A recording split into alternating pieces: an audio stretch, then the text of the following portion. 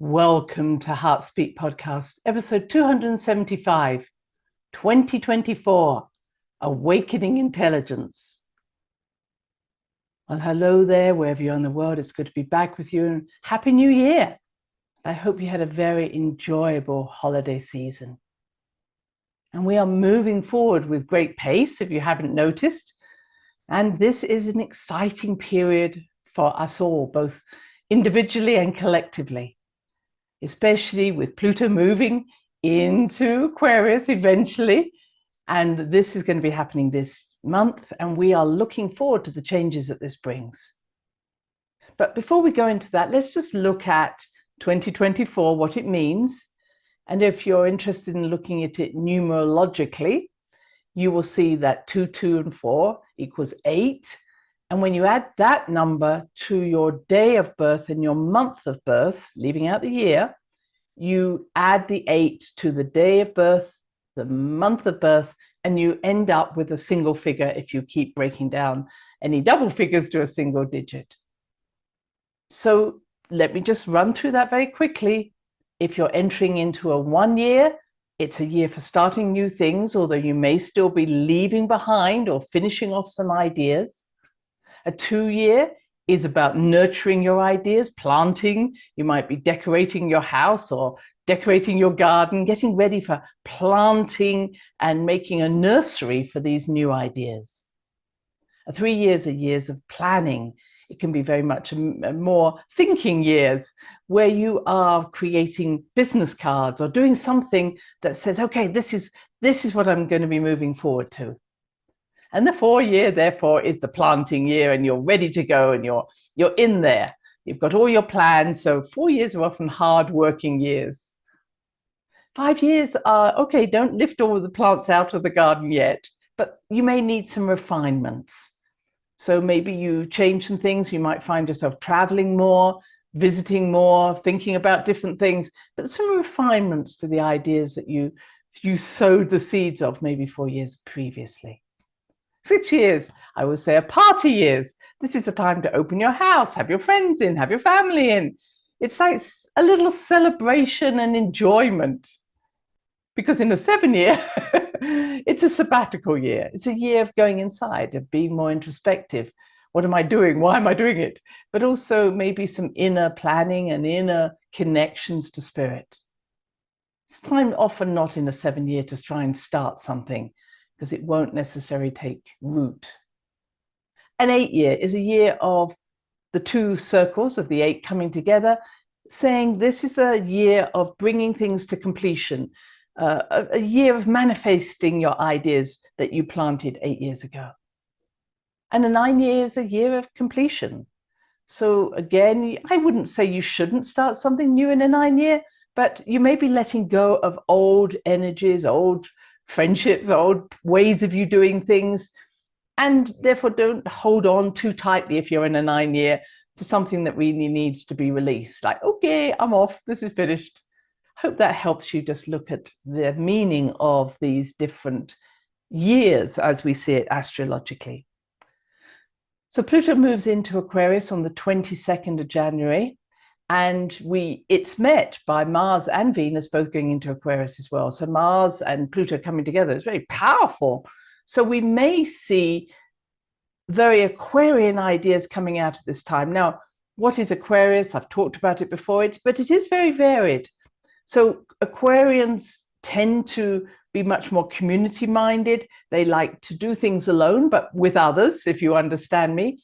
It's about self-responsibility, self-accountability. So as Pluto goes into Aquarius, and yes, we're moving towards the age of Aquarius, but we're not there yet, it means everybody is going to be called on to step up. And step up not just as a leader, but step up in the thing that you came here to do on this planet. To put your piece of the jigsaw down, as I often talk about.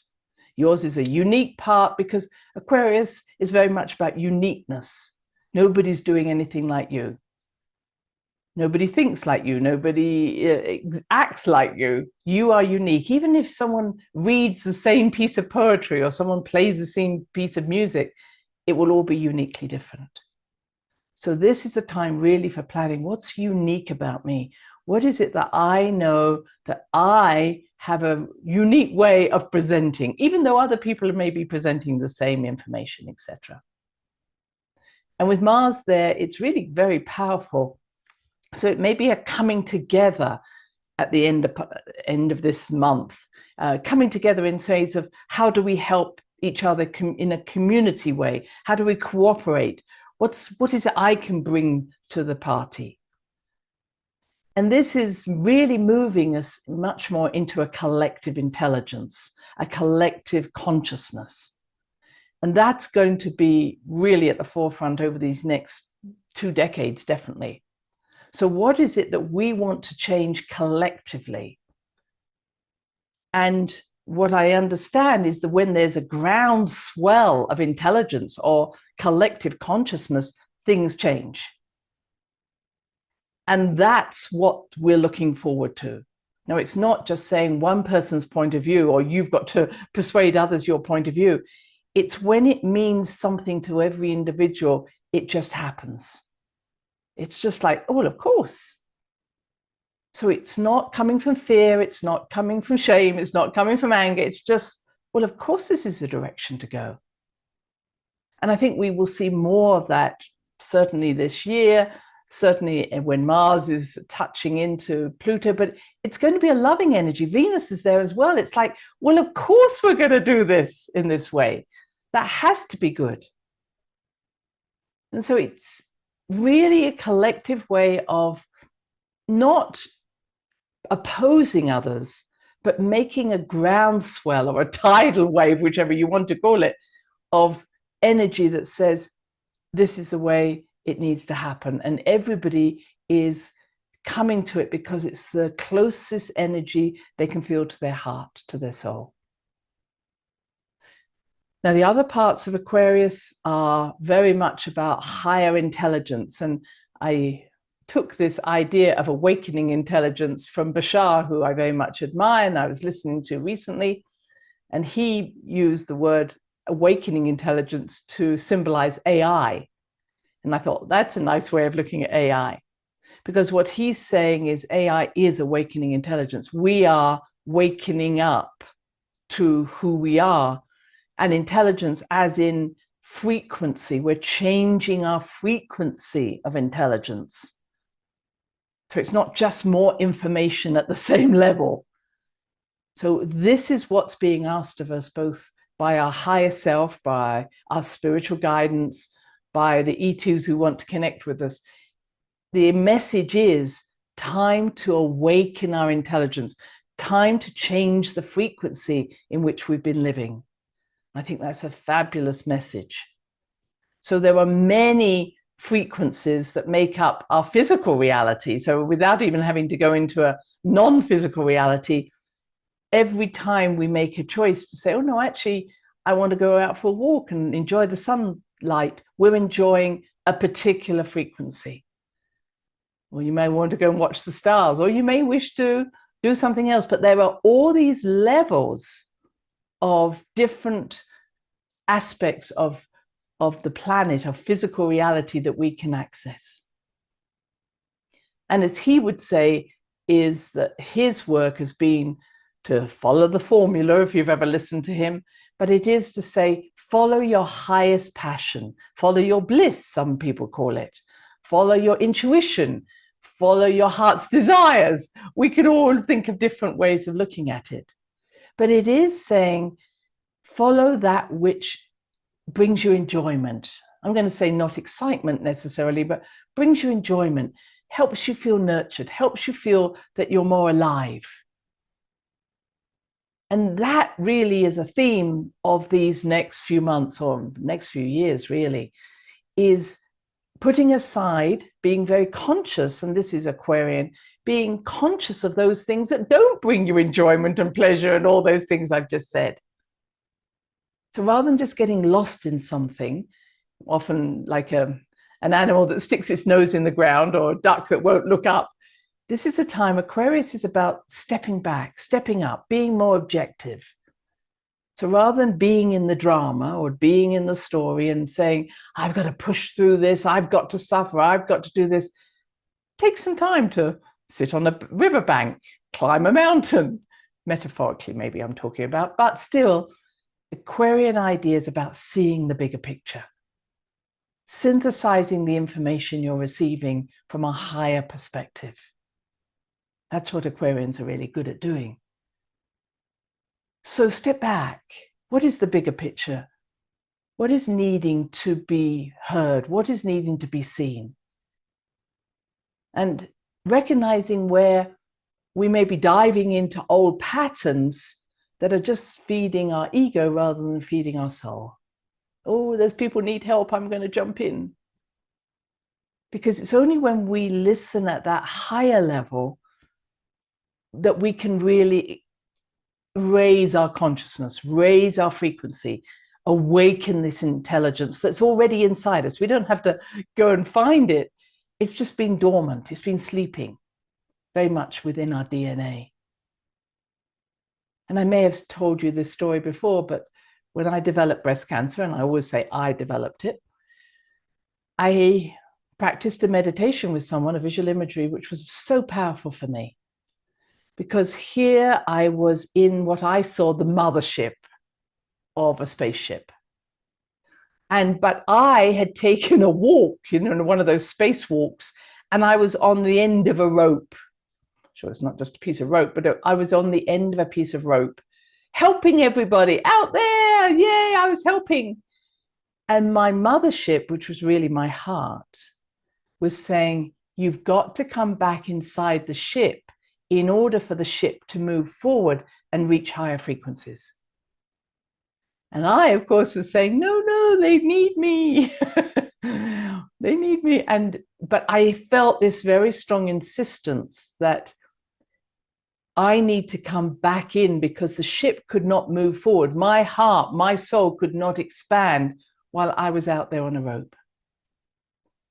And I came back in and here I am now. But I'm saying this was a great message to me, which was, you can help on that frequency, you can help on that level of intelligence for as long as you like. But while you're doing that and not returning to your heart, not coming back to the greater picture, the larger arena for your soul, nothing can change. And that's why, whether you like it or not, I go on and on about which is the doorway you want to go through, what is it you want to change, what is the leap you're going to take off the cliff. And you might say, oh, Christine, you never give up. No, I don't. Because it's all about loving ourselves. It's not about forcing ourselves to do something. It's about, how much do I love myself when I continue to do this? How much am I nurturing my soul? How much am I enjoying my life? And surely that's what it's about. And nothing or nobody, as you've heard me say, because of our free will, can insist that we make that move. But they can drop lots of little hints in, like me developing breast cancer, like me happening to have that visual imagery with someone. Nothing happens by chance. But once they've got you a little rattled, they certainly got me a little rattled, they have your attention. So sometimes things happen, little crises, for us to let go of what we thought we were doing and actually fall in the hole so we can become whole.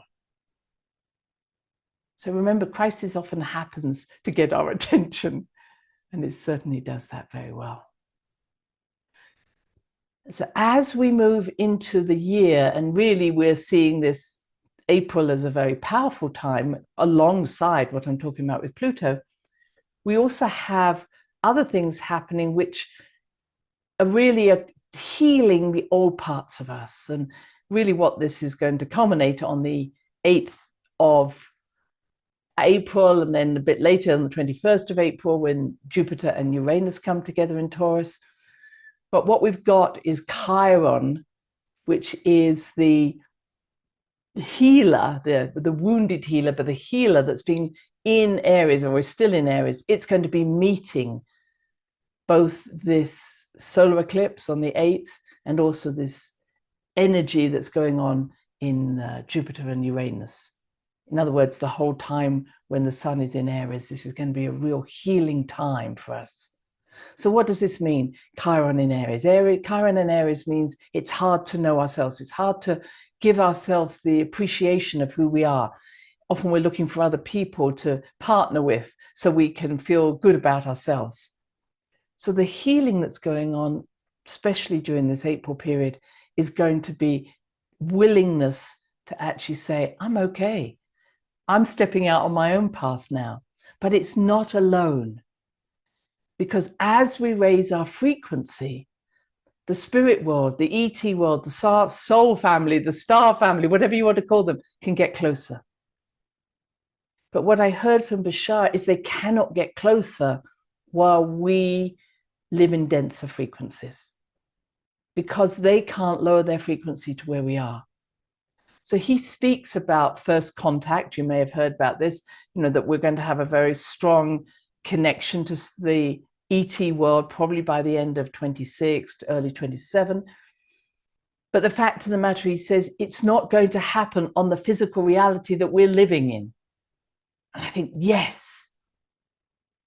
And because someone in the recent seminar he did asked whether or not, are we going to see more spaceships? He said, no, that's the old paradigm, the idea of a spaceship landing in your backyard, and that's okay. But the fact is, as I've always known from my star family, they're not coming in with little blinking lights and needing a propeller and everything. They're meeting us at a frequency that we may not necessarily physically see with our eyes. We're going to know it. And we have a responsibility, collectively and individually, to find ways to raise our frequency to meet that. And I think that's exciting. Now, how do we do this? Once again, I'm saying, follow your passion, listen to your intuition, close all the doors not in harmony with my soul.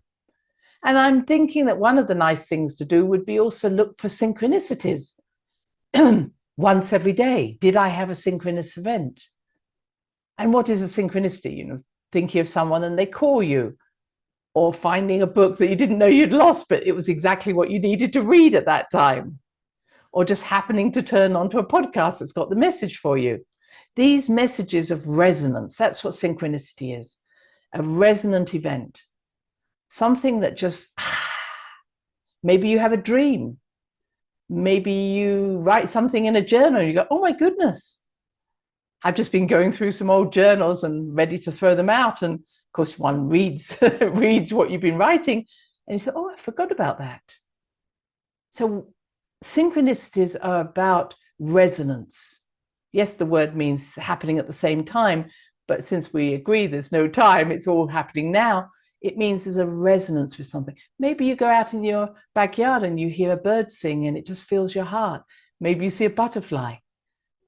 Maybe you feel something or talk to someone that just clicks. So I'm going to suggest that you make time for just looking for synchronicities, even if it's just in January. Each day in January, I'm going to look for one synchronicity and maybe write it down. Because these sorts of practices help us to awaken our intelligence. What do I know? Now, what Bashar says is that what will happen is that our physical and mental body need to change in order to go to that higher frequency. It makes sense. So I've talked about people being upgraded, but he talks to people and many of them talk about, well, I had this energy flowing through me, or I had this trembling, or I had these dreams. I met someone in a dream, it seemed like an ET, and he's saying all of this is good. None of that's bad. It's just preparing us to do this without having to go into a dream state. He even talked about the plant medicines, something like ayahuasca, for instance. He said, absolutely, it's a way to make that connection, but you don't want to get reliant on something that will take you there. All of this is doing is teaching you how to do it without. And that makes sense to me. So maybe you've had some strange physical experiences or mental experiences, and it does make you unsettled. And he even called it a mini death. He said, because, we get caught up in this physical world and then we're going to die. He said, of course, on that higher frequencies, we don't die, we're eternal. So this may feel like a physical death. It may feel like oh my goodness, I'm going to die. But yes, you're dying to the old paradigm that there is death, that there is an end. And this is taking you to a new level of saying, actually, I'm just moving between dimensions. I'm just moving between densities and it feels fine. And once again, it reminded me of when I went through my perimenopause. I believe I went through a mini death there. I felt awful, I have to say. I felt exhausted. I had headaches. I was nauseous and vomiting. But I knew that there was an old part of me that was trying to hold on to the past. And as I went through this many years of feeling like this, I came out very differently. My diet changed because I actually had to find ways of grounding myself with more solid foods. But I also gave up alcohol. I gave up coffee because I couldn't stay in my body with this higher frequency. So what I'm suggesting to you, you may find your diet changing as well. Or you may say, I've got to get into water. I love swimming. Or you may say, I need to go out for a walk. What will help you ground these energies will also help you to awaken the intelligence that I'm talking about. I hope I'm giving you some New Year's resolutions for you to deal with and say, okay, I'm going to go in this direction. Now, around that April date when Jupiter and Uranus meet, this is in Taurus, people are suggesting, because it's Taurus, it's going to be money problems, maybe financial crashes, or universal income will come in, or banking, the one digital banking, etc. So watch for this happening, because Uranus rules Aquarius. And so something very sudden could happen, something extraordinary could happen, and Jupiter will expand that. I think it's also could affect our land, it could affect our bodies. So we don't need to sit in fear over this, but be prepared for something extraordinary happening.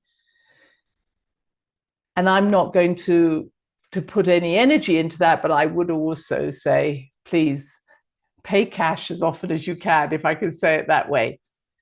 Because once we have no control over our money, we have no control over our lives. And one final piece of information that I will bring up again next week is that when Bashar was talking about awakening intelligence, and also he was talking about AI in a previous seminar, he spoke about our future lives with AI. Now, we might just see it at the moment with being on our phone or iPad or something where we can use the sort of intelligence to help us to know what we're going to see or what we're going to read. But once we really start to use AI in a way where we have individuals who work for us, we'll call them robots.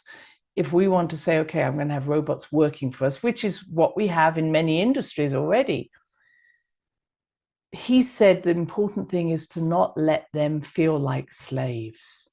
And I thought, what a good point. He said, you've got to remember you are inviting a level of intelligence to come and help you. But if you treat them like slaves, they will rebel.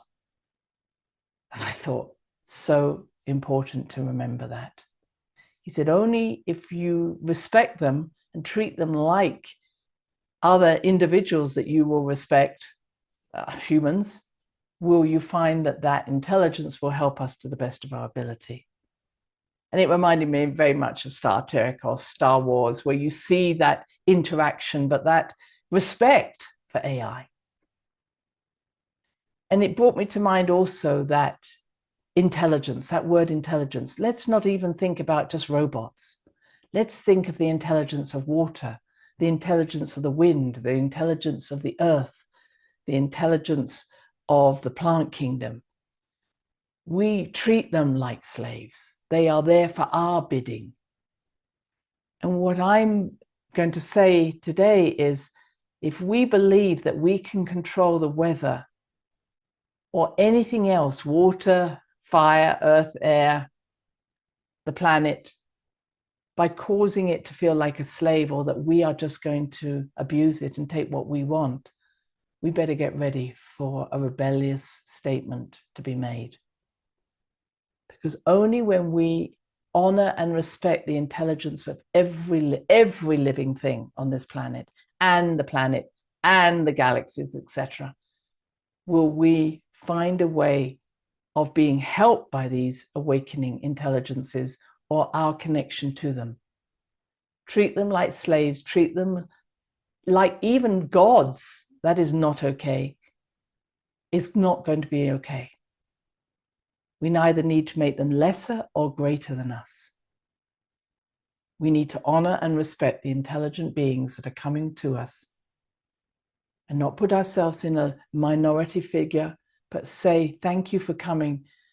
I wish to cooperate and engage with you in a loving, respectful way.